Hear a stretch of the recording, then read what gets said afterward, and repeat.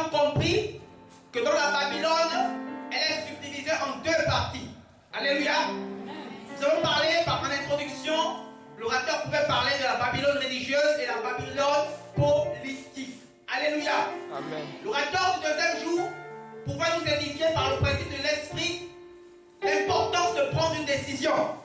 Nous avons été confrontés à la parole et nous avons compris l'importance de sortir, de prendre une décision par rapport à Babylone. Alléluia. L'orateur Pierre pouvait revenir et insister sur l'importance de réaliser le danger que représente Babylone et l'importance de se rassurer par rapport à la décision que nous prenons. Alléluia. Mais ce soir, par la grâce de Dieu, j'aimerais qu'on puisse continuer dans cet élan. Mais cette fois-ci, j'aimerais qu'on puisse parler d'un autre sujet concernant Babylone. J'aimerais vous mettre l'accent sur un sujet qu'on n'a pas trop touché pendant ce séminaire. C'est concernant la Babylone religieuse. Alléluia. C'est pourquoi nous allons toucher l'axe de la sortie de Babylone. Et notre texte avec lequel j'aimerais introduire, Apocalypse, le chapitre 3, le verset 20. Juste ce passage pour introduire. Un lecteur rapide. Apocalypse, le chapitre 3, le verset 20. Les œuvres de Babylone. Les œuvres de Babylone. Apocalypse, le chapitre 3, le verset 20. Un lecteur. Je lis la parole de Dieu dans Apocalypse 3, verset 20. Amen. Voici, je me tiens à la porte et je frappe. Si quelqu'un entend ma voix et ouvre la porte, j'entrerai chez lui et je souperai avec lui et lui avec moi. Tu peux t'arrêter là, soeur, tu peux t'arrêter là. Alléluia. Alléluia. Amen. Moi j'aime bien, avant d'introduire quelque chose, de parler du contexte. Alléluia. Il dit, l'auteur dit ici, et voici, je me tiens à la porte et je frappe. Si quelqu'un entend ma voix et m'ouvre, j'entrerai chez lui. Alors, remarquez une chose. C'est qui parle ici? Qui parle ici? Je pose la question, qui parle ici? C'est Jésus. Et qui reçoit la révélation? Jean. Jean, on est d'accord? Mais comprenez le contexte. Depuis le chapitre 1er, l'apôtre Jean, alors qu'il se trouvait sur l'île de Patmos, va recevoir une révélation concernant Jésus.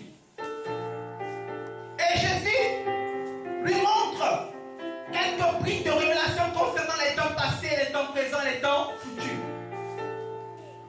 Et l'apôtre Jean au chapitre 1, si vous lisez le chapitre 1, vous constaterez avec moi que l'apôtre Jean remarque Jésus marcher au milieu des chandeliers d'or. Et le livre de Zacharie nous apprend que les chandeliers préfigurent l'église. Donc l'apôtre Jean constate que Jésus au premier siècle est encore au milieu de son église. Alléluia. Et il est dit 7 lettres. Parce que l'Apocalypse de Jean à la base est destiné à 7 églises, ensuite à l'église universelle, c'est-à-dire nous. Et à partir du chapitre 2, l'apôtre écrit 7 lettres. Alléluia. Maintenant, Jean va faire plusieurs constats. Alléluia. Est-ce que vous me suivez? L'apôtre Jean, quand il arrive au chapitre 3, il fait plusieurs constats. Le premier constat que Jean fera, c'est au chapitre 3. Jean remarque que Jésus qui marchait au milieu des 7 chandeliers d'or se retrouve à frapper à la porte de l'église.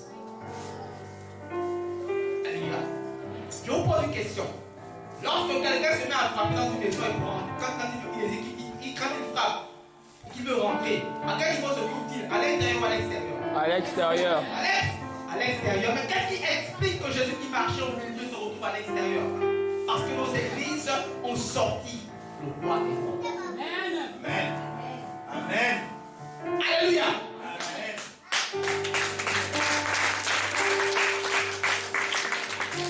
Nos assemblées ont sorti la source même des chandeliers. Parce que la chandelier était alimentée par lui. Alléluia. Jean constate premièrement qu'à la fin de Jésus, le maître, la raison même de l'église, la tête même de l'église, se retrouve à l'extérieur à frapper. Waouh! Waouh! Comment expliquer que la source même de l'église se retrouve à l'extérieur? Vous cherchez Babylone? Babylone est un système qui est dans l'église. Alléluia. Alléluia. Babylone vient du mot Babel. Et Babel signifie la porte de haine. Littéralement, la porte de Dieu. Babylone, c'est le contraire de Jérusalem. Dans le principe de Jérusalem, c'est Dieu qui se révèle à l'homme. Mais dans le principe de Babylone, on met en pratique des traditions afin d'atteindre la divinité. On crée une porte. Alléluia. Et la deuxième chose que Jean remarquera, c'est au chapitre 14. Jean remarque, il va voir une femme assise sur une bête. Alléluia. Et on va donner une précision à Jean. On lui dit, de cette femme, enivre les rois de la terre. Alléluia. Je veux que tu comprennes qui sont les rois de la terre. Quand on parle des rois, on fait référence aux autorités, premièrement. Mais on fait aussi référence à l'Église. Parce qu'on fait de nous un royaume de sacrificateurs. Cette bête avait la responsabilité, la charge d'enivrer les églises de la fin. C'est ce qui expliquait pourquoi Jésus était à l'extérieur. Parce que Jean avait déjà vu le futur. Alléluia. Alléluia. Maintenant, quand vous repartez à l'origine même, à l'origine de Babel, quand tu as commencé en Genèse chapitre 11, alléluia, je vous invite à regarder Genèse chapitre 11, quelle précision qu'on nous donne rapidement. Genèse chapitre 11, je vais faire la lecture, faites le verset 1. Voici ce qu'on nous dit. Toute la terre avait une seule langue et un même langage. Alléluia. On nous dit que dans Babylone, il y a le même langage, il y a une même langue. En fait, c'est pas que dans Babylone on parle beaucoup. C'est pas que dans Babylone on parle doucement. Non. C'est que Babylone a un même système de fonctionnement et de pensée. Dans Babylone, partout c'est la même chose. Partout c'est le commerce. Partout dans toutes les assemblées c'est le commerce. Dans toutes les assemblées, c'est la longueur. Dans toutes les assemblées, j'entends le même langage, révérend. C'est le même langage. Dans toutes les assemblées, tu entends bishop, mais quand tu consultes ta Bible, tu es choqué. Tu ne retrouves pas ces expressions. C'est le même langage. Amen. Dis-nous. Alléluia. Amen. Et ça ne choque personne. Quand j'entends révérend, personnellement, je suis choqué. Parce que ma Bible me dit que l'Église est bâtie sur l'enseignement des apôtres et des prophètes. Et Yeshua étant la pierre angulaire. Et Paul nous enseigne dans 1 Corinthiens au chapitre 4, au verset 6, que je vous ai appris ainsi à ne pas aller au-delà de ce qui est écrit. Dans nos assemblées, on ne se rend pas compte. On est allé au-delà de ce qui est écrit. Voilà pourquoi Jésus fera une promesse à l'Église. Il dira, vous ferez des choses plus grandes que moi. Mais quand je pose la question, est-ce que c'est le cas aujourd'hui? Je vous pose la question, est-ce que c'est le cas aujourd'hui? Pourquoi? Parce que Jésus soutient toutes choses par sa parole. Il ne se reconnaît plus dans l'Église actuelle. Amen. Le même langage. Apportez toutes vos dîmes et vos offrandes. C'est le même langage. Apporte une offrande qui fait mal. Ça, c'est le même langage. Parler. Dis à ton voisin, le petit va parler. Le petit va parler. Le petit va parler. Dans les églises aujourd'hui, tu n'as pas besoin d'être converti. Tu as simplement besoin d'un véhicule, un peu les moyens qui est nommé le deuxième culte ancien. Un ancien qui ne connaît même pas la parole. Un ancien qui n'est même pas converti. Mais comme tu as un peu de moyens, on t'apprend à soumettre Dieu à ton argent. Quelle génération! Alléluia! Et on veut voir Dieu. Où à Babylone? Dans l'église. Alléluia! Alléluia! Mais ce n'est pas de notre faute. Nous disons, ce n'est pas de notre faute. Vous faites l'erreur. Nos parents. Alléluia. Si un enfant naît dans une ville d'homosexuels, ou autour de lui ne trouve que des homosexuels, il n'est pas des moyens artificiels. C'est-à-dire on prend une semence, on la féconde de manière artificielle, il trouve des parents, pères, hommes et mères comme hommes. Cet enfant pensera que cela, c'est la norme. Bravo. Il pensera que cela est normal. Là pourquoi Jésus disait, quand il parlait à la femme dans Jean 4, il disait, vous adorez ce que vous ne maîtrisez pas. Bien-aimés sœurs, frères, nos pères, les pères de nos pères nous ont mis en erreur. C'est pourquoi le père de la foi, Abraham, Dieu commence avec lui dans Genèse 12. Il dit, va-t'en pour toi de ton pays. Sors de ton pays et de la maison de ton père. Parce que dans la maison de son père, il y avait l'information de son père. L'information constitue les doctrines que tu reçois. Alléluia. L'information. Satan a deux systèmes quand Dieu te tenir captif. Il y a le système égyptien, il y a le système babylonien. Le système égyptien, c'est un système pharaon. On voit facilement que c'est l'Égypte. Mais le système babylonien est subtil. Dans ce système, il y a la viande du roi. La viande du roi est liée à la viande, à la doctrine. On te vit par l'enseignement que tu reçois. Le roi, pour la foi, je ne sais pas. Je pose la question, si ce commentaire est corrompu, serons-nous sauvés? Non. Babylone, un même langage.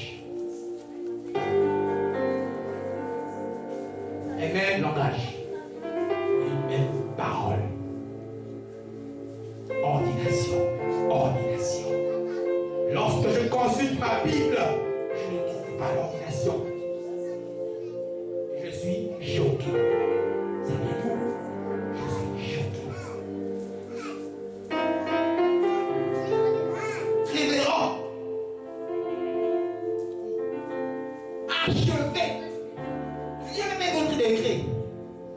Évêque. Oh non, on m'appelle plus. Pasteur, on m'appelle plus aussi simplement évêque. Évêque, c'est quoi? Évêque signifie simplement ancien. Oh! En fait, on est dans une génération où on veut épater. La génération de titrologie, on veut avoir un titre. Faisons-nous un nom. On ça c'est dans Babylone. Faisons-nous un nom. Jésus. On va tout casser aujourd'hui. On va tout casser. C'est le 4e jour.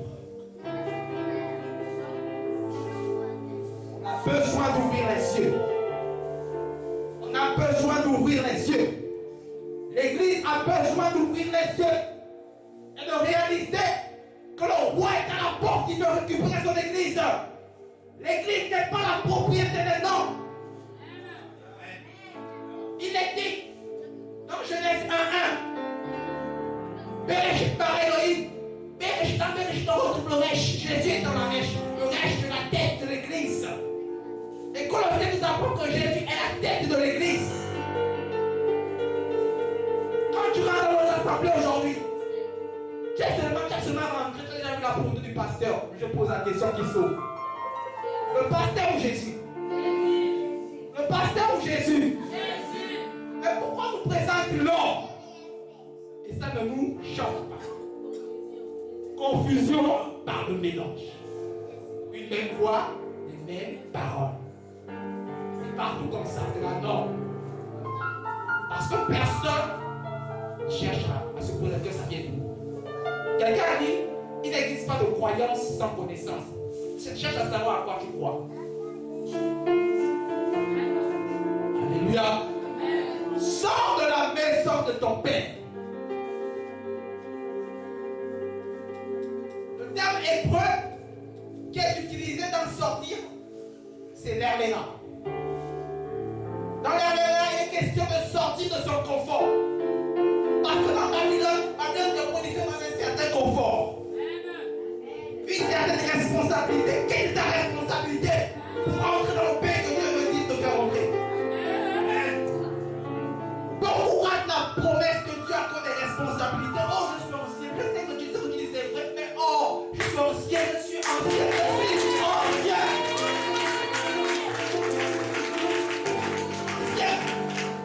Ancien. Seulement ancien. Les 24 veillards, ce sont des milliers de leur couronne. Toi qui es seulement ancien. Seulement ancien. C'est œuvre de Babylone. C'est œuvre de Babylone. Babylone, c'est très subtil. Dans Babylone, ça peut peut-être s'adorer. Tu peux prier, tu chantes, mais tu es tenu captif par l'information qu'on t'apporte. Il est dit que mon peuple périt parce qu'il lui manque la connaissance. Or, la connaissance, c'est l'information qui change.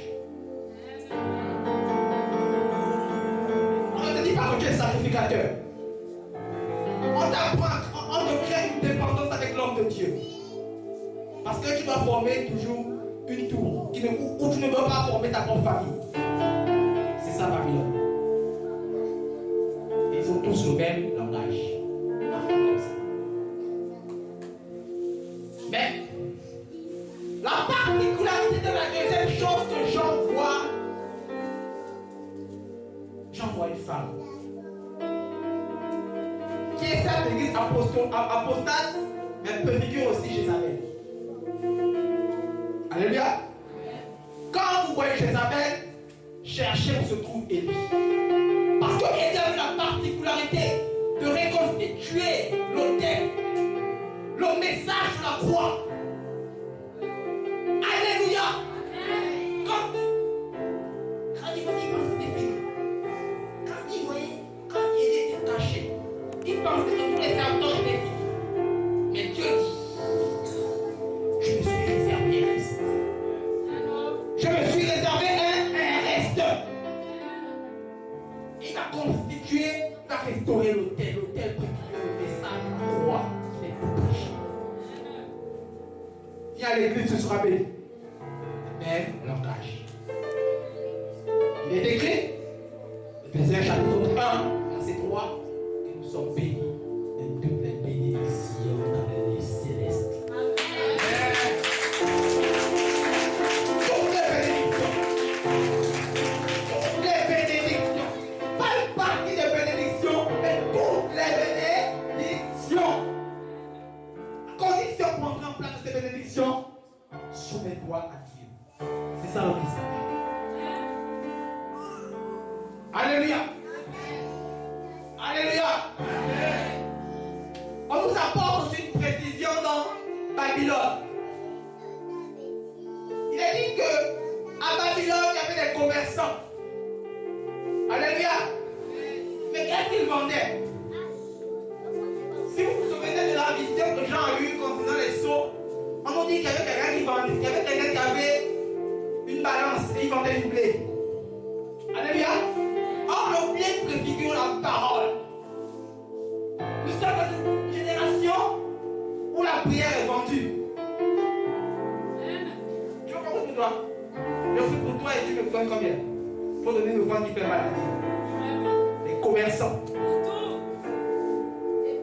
Comment je vois ça? Je comprends qu'il est question de Babylone. Je sors.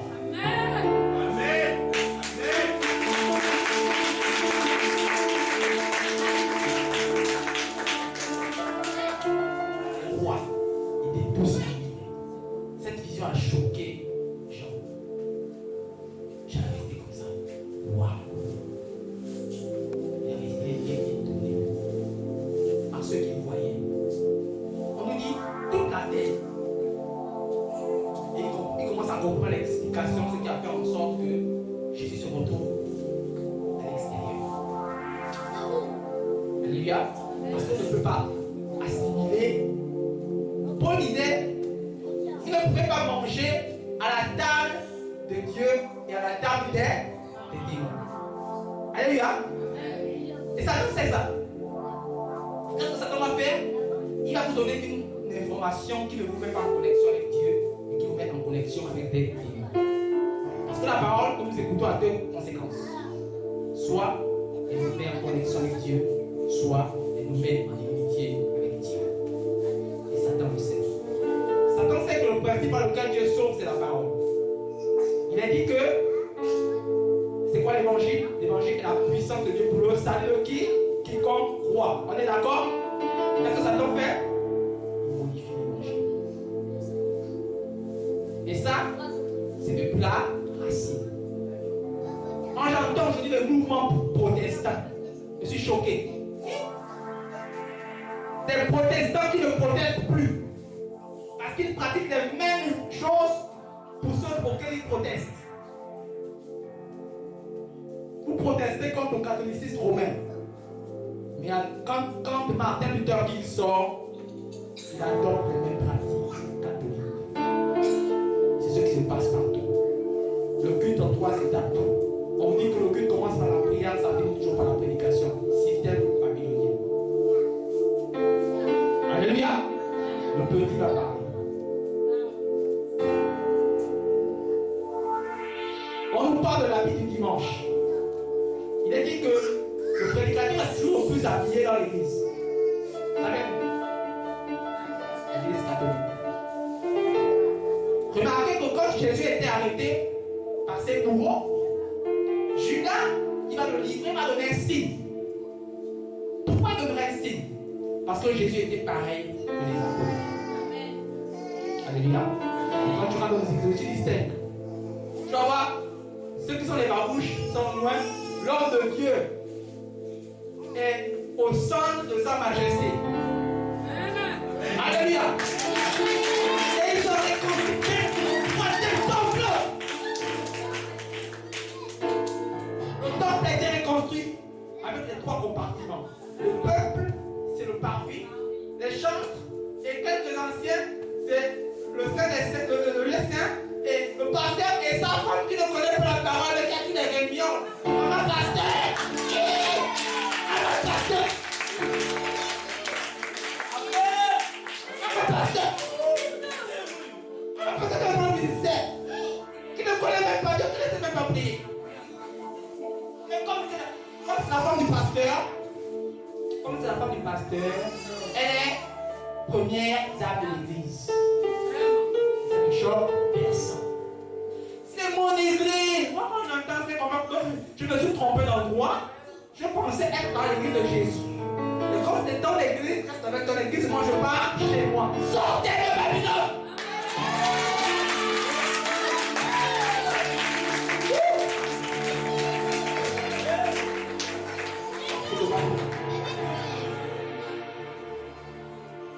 Esaïe dit, Esaïe 11, il dit quelque chose de très important. Maintenant, si les fondements sont renversés, que fera le juste? L'église désire que les païens se convertissent, mais dans l'église on retrouve le monde. Alléluia. Pourquoi vous sont convertis? Tu te convertis, tu étais rappeur dans le monde, tu viens de l'église, tu trouves le rap. Babylone! Il n'y a plus de différence entre le ciel et le haut. Il n'y a plus de différence. Il y a une fausse amitié, une fausse collaboration. Je t'invite, à la fin, je te donne de l'argent, tu fais comme tu veux, tu vis comme tu veux, mais c'est ce qu'on a en contact. On est des hommes de Dieu. Babylone!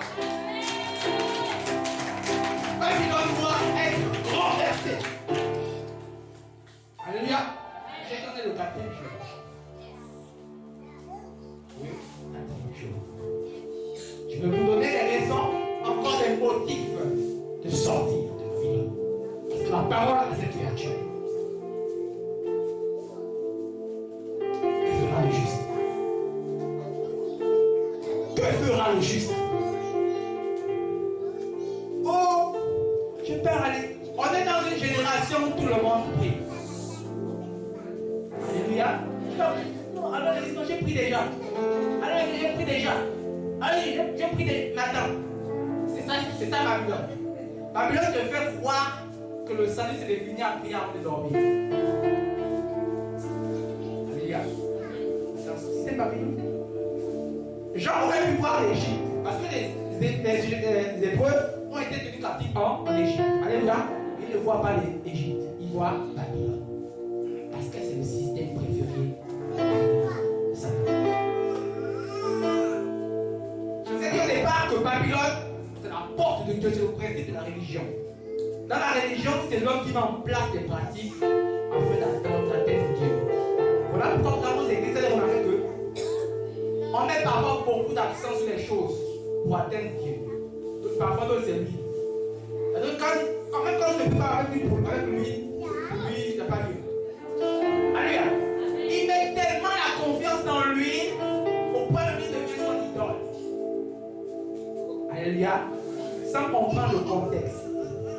Dans la Bible, dans les arts de l'esprit, lui préfigure le Saint-Esprit. Mais lorsque Jacques demande à ce que si quelqu'un est malade, que les anciens prient pour lui en faisant quoi? En loignant Dieu. Alléluia. On a mal compris ce passage. Il dit même que la foi du malade ne guérit pas. On a mal compris ce passage. Vous savez à quel niveau? Si vous lisez acte 1, acte 2, acte 3, acte 4, etc. jusqu'au acte au moins 10, vous allez faire un constat. Quand Jésus est parti, les apôtres étaient encore attachés à la loi. Voilà pourquoi ils pratiquaient encore la circoncision. Parce qu'ils n'avaient pas encore bien compris l'évangile.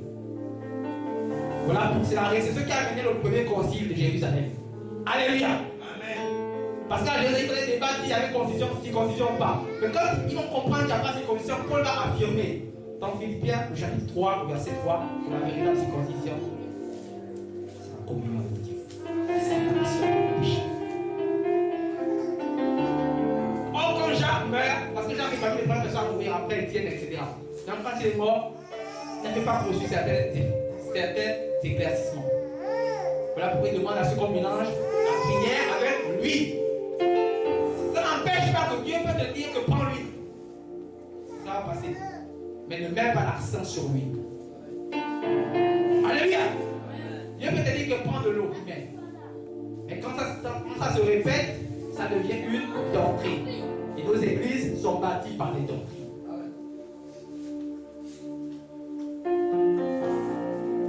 Quelqu'un était à la maison, il était malade. Il a vu, elle ne sait pas si c'était un ange ou un esprit qui lui a demandé de boire le gandhi après la guérir d'une maladie. Il a fait de cette doctrine. Alléluia. Alléluia. Ceux qui tuent l'église. Nos expériences personnelles ne doivent en aucun cas devenir des doctrines. Et c'est là où l'église a échoué. C'est là où l'église a échoué. Carte de baptême. Quand ta carte de baptême, voici ta carte de baptême, baptisé, communion, confirmé. Toutes les confirmations là, est-ce que je te connais? Est-ce que tu es né de nouveau? Tous les confirmés là, qui t'a confirmé? Non, Dieu. Carte de baptême. Faites-moi vos cartes de baptême. Enseignement avant le baptême. Ça fait nous. Dans la Bible, tous ceux qui étaient baptisés le même jour. Allez lire la Bible. Catéchisme. Alléluia. Vous savez pourquoi? On n'enseigne pas un mort. Alléluia. Si tu as compris, je vais dire Amen. Amen. On n'enseigne pas un mort. Voilà pourquoi on ne peut pas enseigner avant de baptiser. Il faut d'abord baptiser. Quand Jésus dit que allez Allez faire de toutes les nations des disciples, enseignez-leur et enseignez-leur tout ce que je vous ai prescrit. Il y a une conjonction de coordination. Allez faire de toutes les nations des disciples, les baptisants et après vous les enseignez tout ce que je vous ai prescrit. Ça c'est sûr. C'est jamais l'enseignement. Mais nous, avec notre sagesse humaine, on se dit que non, il faut la première explication pourquoi il va naître de nouveau. J'ai expliqué quoi? Même le mécanisme de la nouvelle naissance est un mécanisme que l'homme ne comprend pas. On ne programme pas la nouvelle naissance. Donc nous apprend à programmer la nouvelle naissance. Donc, je ne sais quand. Ça veut dire quand? Bon, j'ai quelle heure? Bon, j'ai prévu de mettre tout à l'heure à 19h58. Ça ne me choque pas. J'ai prévu de naître tout à l'heure. Ce n'est pas ça qu'après naissance. On te dit qu'on va te préparer à naître. Alors c'est un mécanisme qu'on n'explique pas. Après avoir entendu la parole de vérité, vous avez été scellés du Saint-Esprit. Qui est l'esprit de la promesse. Éphésiens 1:13.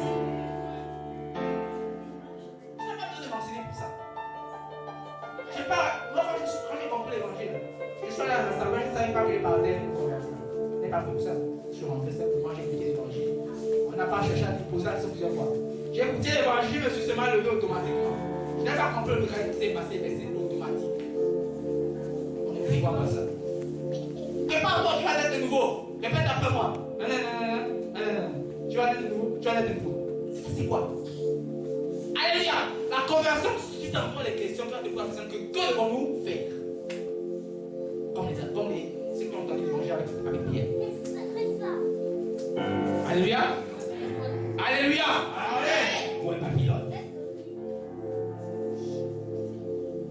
Si l'Église veut que Jésus reprenne la place, l'Église doit sortir du système. Parce que nos pasteurs nous ont nos pères nous ont gardés. Nous sommes dans une génération d'orphelins. Je vous informe ça. Oh! Père spirituel, Père spirituel. Oh, où est ton Père? Où est ton Père? Jésus a dit, je ne vous laisserai pas orphelin. Un orphelin, c'est une personne qui est privée de parents. Qui est privée de parents. Alléluia. Un orphelin, c'est quelqu'un qui est privé de parents. Définition française. Cherche. Vous allez parler de Timothée et Paul. Une expression qu'on confond souvent. L'homme n'engendre pas dans l'esprit. Il n'y a pas de père spirituel. Dieu est père spirituel. Il y a le père dans la foi. Parce que Abraham est appelé père dans la foi et non père dans l'esprit de différence. Père dans la foi signifie aîné dans la foi. Un véritable père est un exemple, un motivateur. Il n'est pas quelqu'un qui profite de sa position pour faire n'importe quoi. Oh mon fils, alors que je te regarde de lui, ça, allonge dans moi là. C'est quoi ça? Check it. Alléluia. Tu as où te concentrer mon fils? Allonge-toi. Allonge-moi. Alléluia. Allonge-moi. L'ange, Jean, va voir un ange. Il va voir l'ange d'un homme glorieux qui va vouloir se prosterner devant l'ange. Et l'ange lui dira que non, ne te prosterne pas devant moi. Je ne suis que ton compagnon de vie, à ton service. Mais comment l'ange qui est constamment devant Dieu considère qu'il n'est que le compagnon de vie? En est-il de nous? Nous avons pris la place qui revient à Dieu dans nos églises. J'aurais aimé que beaucoup entendent ça. Quand je dis à Dieu qu'il faut une révolution. Quelque chose doit bouger.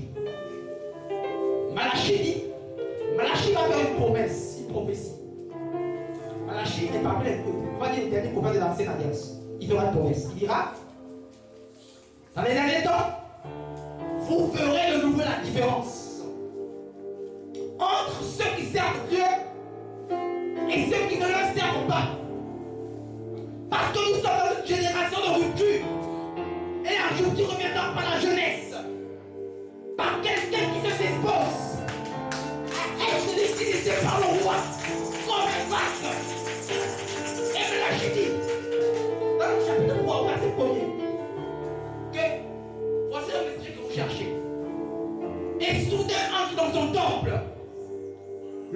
Seigneur que vous cherchez.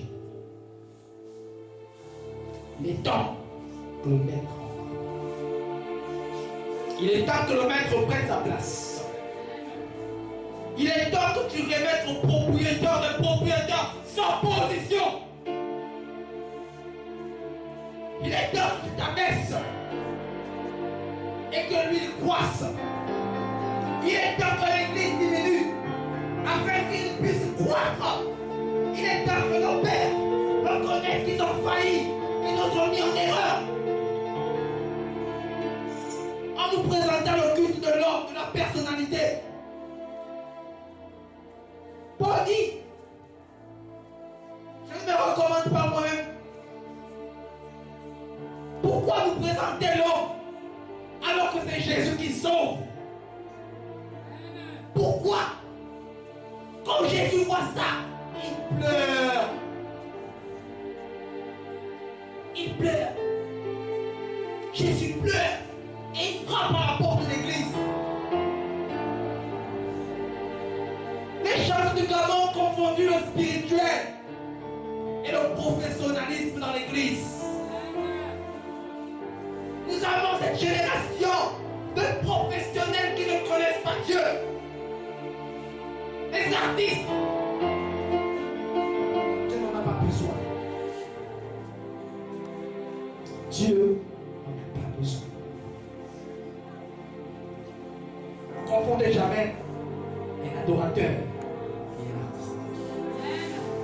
Un artiste vend le don. Chante pour être vu. Mais l'adorateur offre à Dieu son cœur. Amen.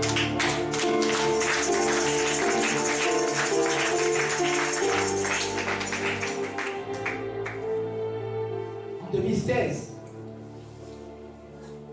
lorsque j'étais à Libreville, c'était un dimanche, une soeur m'avait invité dans l'église, arrêtait de souffrir. Ouverte. Pendant que je marchais, je me dirigeais vers l'église en question. J'entends une voix qui me dit, je cherche où j'enverrai mon peuple. Je cherche où j'enverrai mon peuple. Tout de suite, je n'ai pas compris. Tout de suite, je n'ai pas compris. Mais qu'est-ce qui s'est passé? C'est bien quoi? Dieu veut toucher les cœurs de beaucoup. Mais pour les envoyer où? Puisque l'église est corrompue.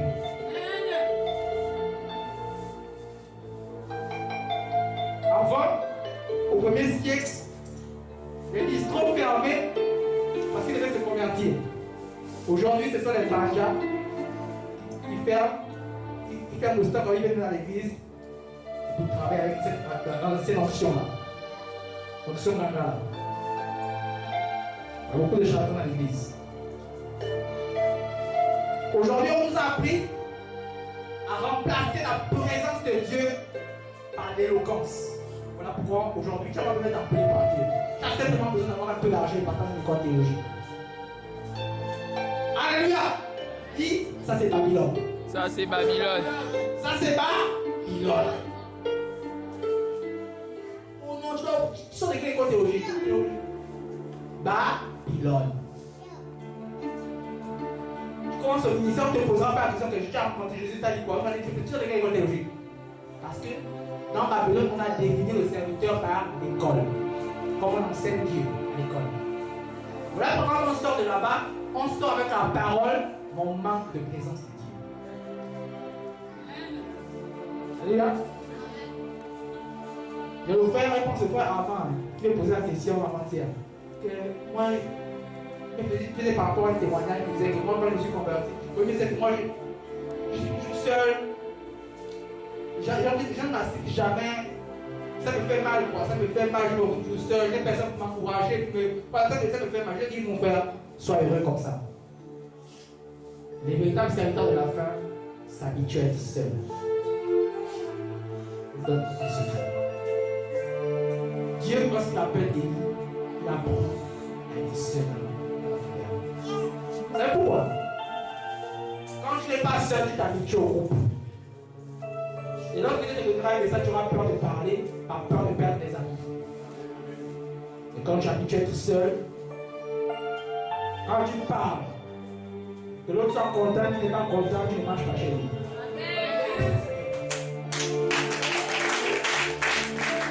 Voilà pourquoi ne sois pas triste quand tu es seul. C'est ton désir à toi. Dieu te prépare comme Jérémie. Jérémie, Dieu l'a suscité depuis le ventre de sa mère. Il n'est passé par aucune école théologique, il ne s'est pas passé par le désert. Le désert, c'est le chemin par lequel Dieu façonne le véritable serviteur. En ce temps de la fin, Dieu cherche une grâce qui va restaurer le message. Je ne sais pas si tu t'attendais à venir entendre des paroles comme tu vas recevoir des éditions. Désolé, tu ne vas pas. Frère, ça ne parle pas de ce genre de choses. Parce que la bénédiction t'est acquise à la réception de l'esprit. Donc je ne suis pas le bon candidat pour ça. Alléluia. Je ne suis pas le bon candidat. Jésus est en train de revenir. Et les signes sont évidents. Les signes sont évidents. Et au niveau de Matanda, ce programme-là, ce n'est pas la plaisanterie. C'est un programme de sélection. Où le maître lui-même est en train de mettre un cachet. Une sélection de ses ouvriers. Parce qu'il est dit que la moisson est grande, mais il y a peu d'ouvriers. Non seulement il y a peu d'ouvriers, mais le peu là encore sont dans beaucoup de systèmes. C'est compliqué. Et avec moi c'est compliqué. C'est pourquoi j'ai des propositions pour la sœur Priscilla. Je vous dis la vérité, je ne te flatte pas. Au niveau de Port-Gentil, la plupart des gens, c'est compliqué. L'orgueil, le match est fou. Parfois la sœur vient là, elle est assise. Elle se cache, chante comme tout le monde. C'est ça le caractère du servant de la vie. Aujourd'hui, il n'y a plus d'humilité. Je me souviens, un homme de Dieu m'avait permis de pouvoir officier. Ce jour-là, j'avais commis 2 erreurs. Je ne peux pas appeler ça erreur, quoi. La première erreur, c'est que j'ai introduit l'homme de Dieu en l'appelant le frère. Quand j'ai dit, je vais introduire le frère, tel. Il m'a regardé comme ça. Il était fâché. Et la deuxième erreur, c'est que j'ai osé mettre mon pied.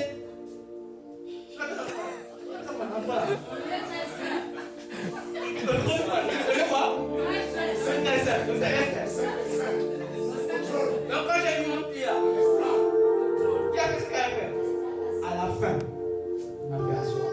Il m'a dit, non, je ne peux pas m'appeler le frère. Il m'a dit aussi, c'est un lieu consacré. Et qu'est-ce que c'est consacré? Le lieu ou le cœur? Amen.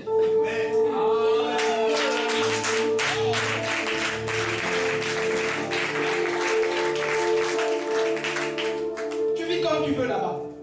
Le commandant a appris par le système catholique que l'église c'est le bâtiment. Tu vis comme tu veux, comme tu veux l'église, tu veux la veste. Tu rentres d'abord. Tu connais quoi? Tu connais quoi? Tu connais quoi?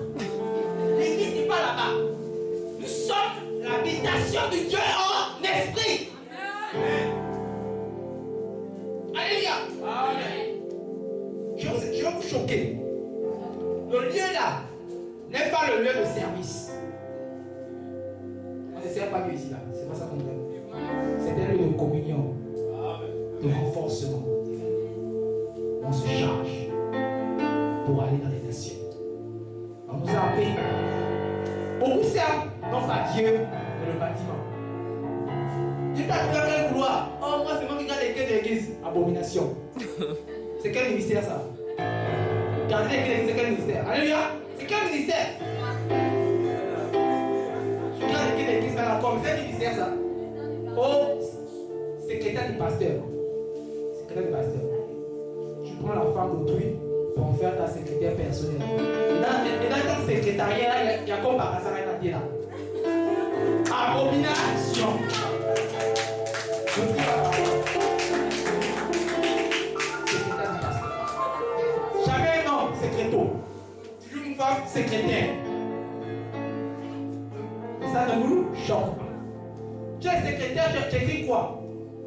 Jérémie avait un secrétaire, avait un secrétaire. C'est normal? Il ne fait pas certaines connaissances, c'est comme Pierre. C'est évident qu'ils ont écrit des livres importants qui sortent à l'ordre. Mais toi, tu écris quoi? Oh, il faut compter les livres. Secrétaire pour compter les livres. Et les livres ne servent jamais au peuple. Un serviteur, c'est qui? Celui à qui on sert ou celui qui sert? Quelle est la dernière fois que ton pasteur a payé un sac de riz chez toi?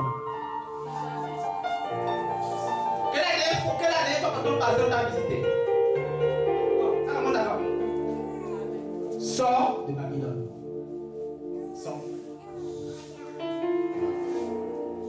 Alléluia. Je ne sais pas pourquoi je me prépare pour m'arrêter, mais sors de Babylone. Alléluia. Quelle est la dernière fois que ton pasteur s'est disposé à te visiter? Oh, de moi là, terre. Sachez vous occuper de l'homme de Dieu. C'est quelle terre?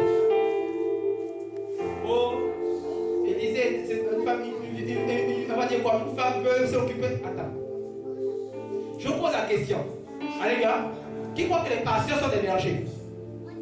Qui croit que les pasteurs sont des bergers? Moi je crois que les pasteurs sont des bergers. Qui croit ça? Un pasteur est un berger, oui ou non? Oui. Bon, entre le berger et la brebis, qui s'occupe de l'autre? Le berger. Dans nos églises, on est des anomalies chromosomiques. C'est au niveau des chromosomes paternels. Voilà pourquoi tu dois quitter de la maison de ton père. Alléluia. Parce que l'information génétique était donnée dans la maison de ton père. Il y a un chromosome qui n'est pas, voilà, qui n'est pas correct. C'est une anomalie. Serviteur de Dieu. C'est à toi qui t'attache ton père ta chaussure. Jamais tu t'attaches de ta poche. Il y a un qui disait au Samaria là-bas.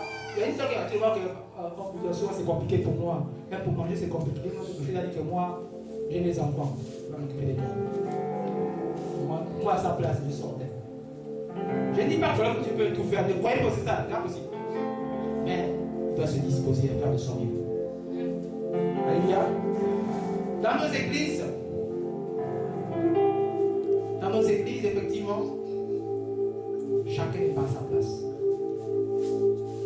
Quand j'entends par exemple que séminaire est un grand homme de Dieu, je ne parle pas. Les grands hommes, Dieu n'en a pas besoin. Aujourd'hui, j'entends pas un homme de Dieu s'appelait esclave. Paul s'est dit esclave du Seigneur. On veut les termes, on veut les titres. Alléluia. Pourquoi? Parce qu'il dit faisons-nous. Oh, localisation prophétique. Quand j'entends ça, je suis choqué. Vous savez pourquoi? Parce qu'on ne localise que ce qu'on ne connaissait pas, on ne connaissait pas l'endroit. Si Dieu te localise, c'est que tu ne connaissais pas où tu es. Bravo. Ouais. Si vous avez pris la mesure de mettre son, activez son GPS. On appelle ça la distraction spirituelle.